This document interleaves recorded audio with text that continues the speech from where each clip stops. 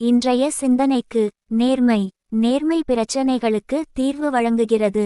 சிந்திக்க வேண்டிய கருத்து: பிரச்சனைக்கான நம்முடைய பதில் பிரச்சனைகளையும் அல்லது மக்களையும் கை விட்டுவிடுவதாகவோ அல்லது ஓடி விடுவதாகவோ இருந்தால் நம்மை நாமே ஏமாற்றிக் கொள்கின்றோம். நாம் எங்காவது ஓடிவிடுவதன் மூலம் சூழ்நிலையை நம்மால் தவிர்க்க முடியாது, அது வெறுமனே தாமதப்படுத்தப்படுகிறது. பிரச்சனைகளை அணுகுவதற்கு பதிலாக நாம் அதிலிருந்து விலகிக்கொள்ள முயற்சி செய்தால் நாம் மீண்டும் மீண்டும் அதே சிரமங்களை அனுபவம் செய்வதை நம்மால் காண முடியும். செயல்முறை: சூழ்நிலையை மாற்ற முயற்சிப்பதற்கு பதிலாக என்னிடமே நான் நேர்மையாக இருந்து பிரச்சனைகளை ஏற்படுத்தும் எனது பலவீனங்களை கவனிப்பது அவசியம்.